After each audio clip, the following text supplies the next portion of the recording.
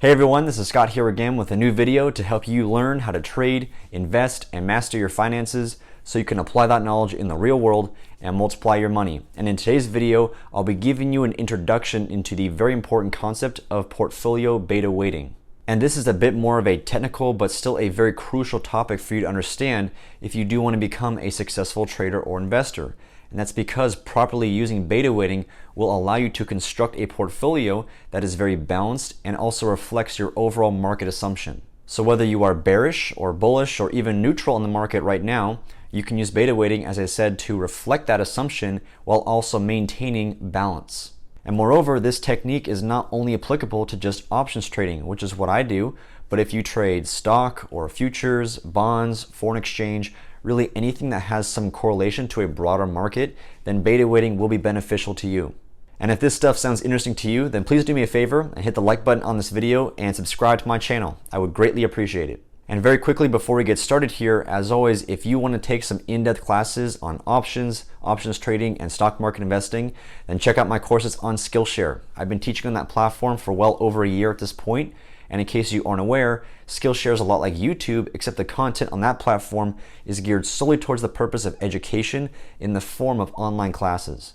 And in my courses, you will see a lot of the detailed research and analysis that I've done using real stock market data with spreadsheets, graphs, and even computer programs that I have written to help simulate and prove the concepts that I am teaching. And I've dropped some links to some of the more introductory courses of mine in the description of this video below. Now, you will need a premium membership with the SKILLSHARE platform if you do want to watch my courses, but if you do sign up for that membership using the links provided in the description of this video, you'll get an absolutely free 2-week trial. And during that time, you can watch all my courses on SKILLSHARE absolutely for free. And then once your trial is over, it will only cost you a few dollars a month to maintain your membership, and you'll gain access to all the future courses that I have planned going forward, in addition to all the other classes that are on SKILLSHARE too. And if you decide it's not for you, no worries, you can cancel before your trial is over and you won't lose a dime. But again, if you are interested, then check out those links below and join the thousands of other students that have already taken my classes. And so with that being said, we're going to jump over to my trading platform now and we'll get things started. All right, welcome to my ThinkOrSwim trading platform here, and this time I do not have a stock chart pulled up. This time around we're going to be looking at the monitor tab, which is where you can see all the various different positions that I have on right now. And as you can see here, I have all my positions grouped by their position type. So all these positions right here, these are all the naked puts that I have on right now. I also have one put credit spread on, quite a few strangles, and one iron condor. And don't worry if some of those names or that terminology sounds foreign to you. This is all just options selling related vocabulary. And like I said, beta weighting can be used for really any trading strategy or any financial product that you are trading. But still just wanted to give you an idea of how I have my positions organized in case you want to do the same thing. And so now speaking to what beta weighting actually is here, beta weighting is simply a technique that looks at each one of your current positions and analyzes the relationship between the asset that you have that position on and some broader market that you have specified. So for example, what I do here is I always beta weight my portfolio, or I beta weight all my positions here against SPY. And that's because SPY is an ETF that tracks the S&P 500, which is a very broad market index that simply tracks the 500 biggest companies in the entire US stock market. And so each one of these stocks that I currently have a position on has a unique relationship with the broader US market, with the S&P 500.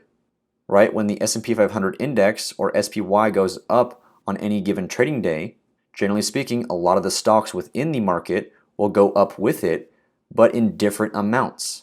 And those amounts will differ based on the kind of relationship that each one of those stocks has with the broader market.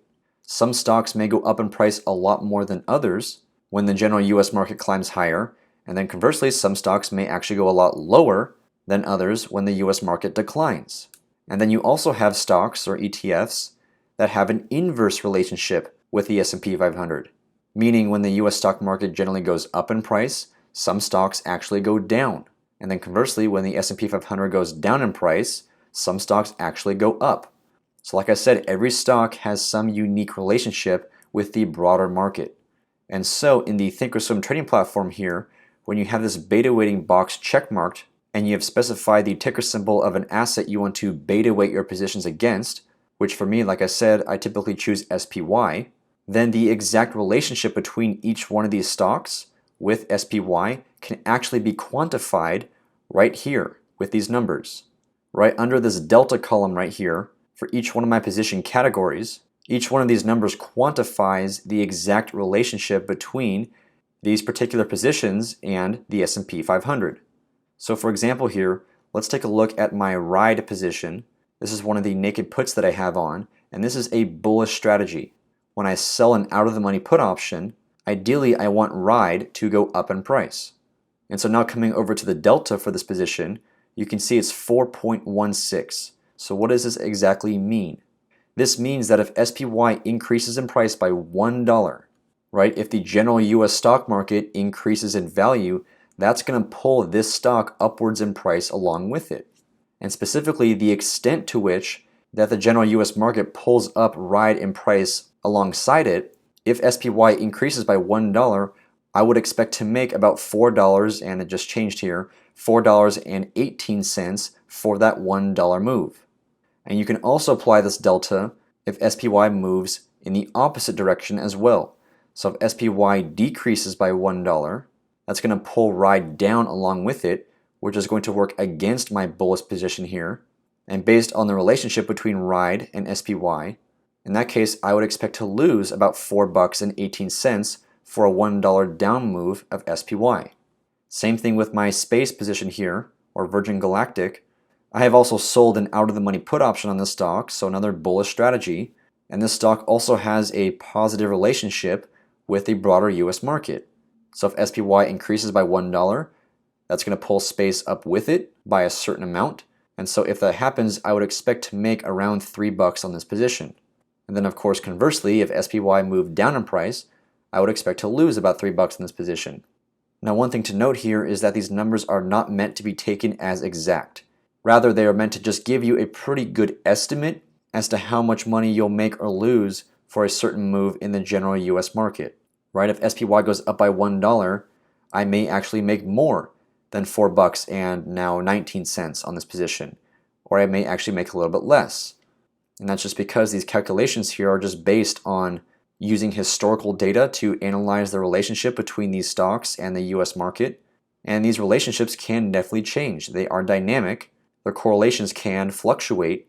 So like I said, these numbers here are really just meant to give you an estimate or a general idea of how your positions are going to move for or against you depending on how a broader marketplace like SPY moves up or down. And so as a final example here, looking at my XOP position, where I have sold a strangle on this particular ETF, and that means I have sold both an out-of-the-money call option and an out-of-the-money put option at the same time. And as of right now, this ETF has rallied quite a bit, and it's gotten pretty close to my call strike. And so that's naturally going to make this position a lot more bearish. So for this particular position, I would want XOP to go down in price. And so looking at the delta here, you can see it's actually negative 7.76. And that's because XOP also has a positive relationship with the broader US market. So if SPY goes up by $1, that's generally going to pull XOP up along with that, which is going to work against my bearish position here. So if that happens, I would expect to lose about $7.76. That's why the delta here is negative, right? Because by default, all these deltas here are defined as how much money roughly you will make or lose for a $1 increase in whichever asset you are beta weighting your positions against, right? The default is always an increase in price by $1 for this particular asset. And so then conversely, doing the opposite now, if SPY falls by $1, then just like before, I just take the opposite sign here. And so in that case, XOP would likely be brought down in price along with the market. And so this position would be profitable, would make about $7.75. So that's how beta weighting works for each individual position. And so now the really important thing here is to analyze your beta weighted positions on a portfolio level. So you can see at the bottom of each one of these position categories, you have the sum of all the beta weighted deltas in that particular group. So adding up all the deltas for my naked puts, for example, the total delta here, or the total beta weighted delta I should say, is 15.57. I only have one put credit spread here, so that's why these two are obviously the same. For my strangles, the total is only 0.15, so that's very neutral. It's almost zero. And then for my iron condor down here, same thing, only one position. So these two numbers are the same, and it's right around -10. And so if I were to add up each one of these sums now to get the total beta-weighted delta for my entire portfolio, with all the positions combined and factored in, I would just take 15.62 plus 3.07 plus 0.12 minus 9.93, and these numbers are changing a little bit here, so the sum is going to be right around 9 total deltas, 9 total beta-weighted deltas. And so that means if my entire portfolio has 9 positive beta-weighted deltas, once again that means if SPY increases by $1, then in terms of the directional moves with all my positions, I would expect to make about $9, which may not seem like a lot, and you'd definitely be right in thinking that. And that's because for me, I like to keep my portfolio delta neutral. When I beta weight my entire portfolio like this, I generally like to keep my total beta weighted portfolio deltas around 0. And that's because with the way that I trade, with the way that I trade options, the way I prefer to make money is through time decay and implied volatility contraction. And those are topics for different videos, but directionally speaking, in terms of my general outlook on the market, I prefer to stay pretty neutral. I generally don't get bullish, I generally don't get too bearish. I like to stay pretty directionally neutral so that if stocks go up, or they go down, or they go sideways, I can still make money in all 3 different scenarios. Now, of course, from time to time that can change. If the market really starts to move one way or another, then I'm totally fine letting my portfolio here getting a bit directional. For example, if the market has a huge rally, maybe it goes up by 8% or so in a month, then I would not mind my portfolio here leaning a bit bearish, which in that case, if I were to add up all these beta-weighted deltas here, I would have a negative number. And then conversely, if the market went down in price by a significant amount, I don't mind my portfolio here being a bit long or a bit bullish. And in that case, which is currently the case right now, I would have an overall positive delta to my portfolio. And actually, if you go to the Analyze tab, you can see this in a very visual way.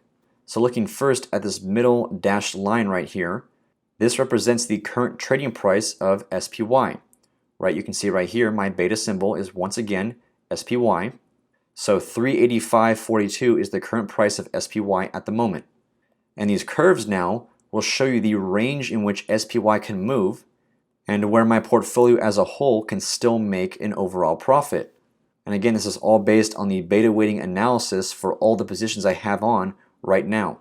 And you can see down here, those curved lines are broken up based on certain dates.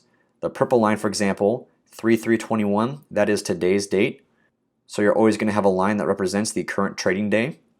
The blue line is the March expiration date for all the options expiring in the monthly March cycle.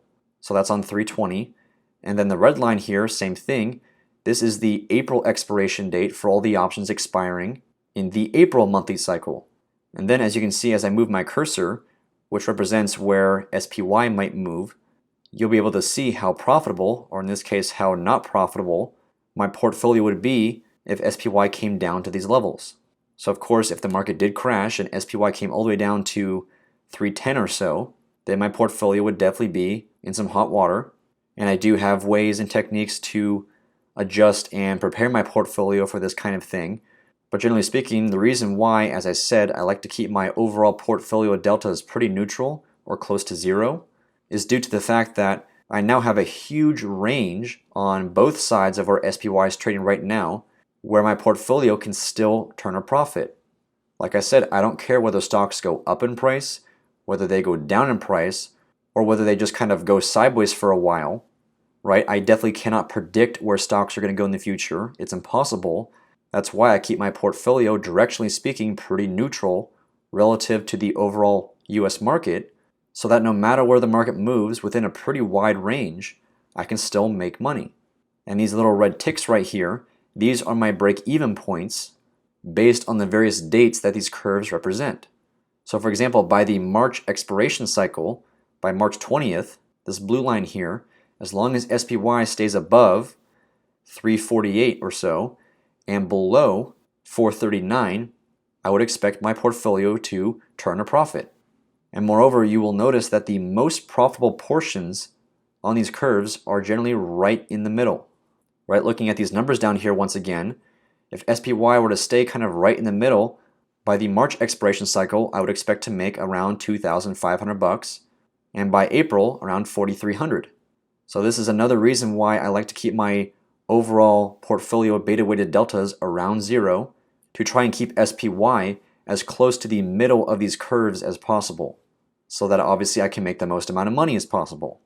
And so ultimately here, depending on your own directional assumption on the market, if you are neutral like me, if you are bearish, if you are bullish, whatever the case may be, you can use beta weighting to construct a portfolio that reflects that assumption.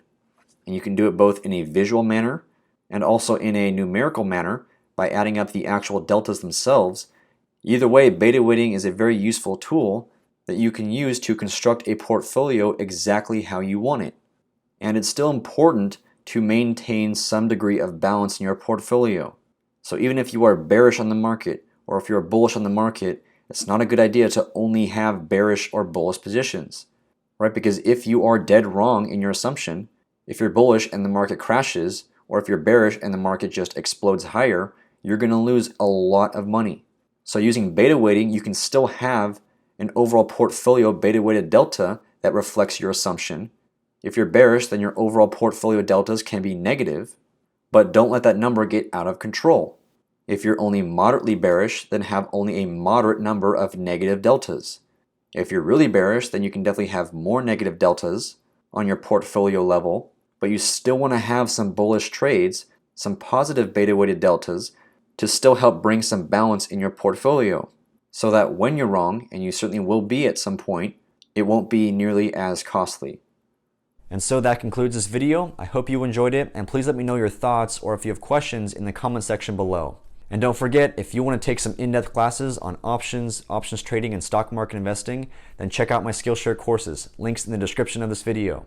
And lastly, if you enjoyed this video, then please give it a thumbs up, drop a comment, and subscribe to my YouTube channel, and make sure those notifications are turned on. I'll be dropping new videos every Monday, Wednesday, and Friday, and you don't want to miss out. So thanks again for watching, and I'll see you next time.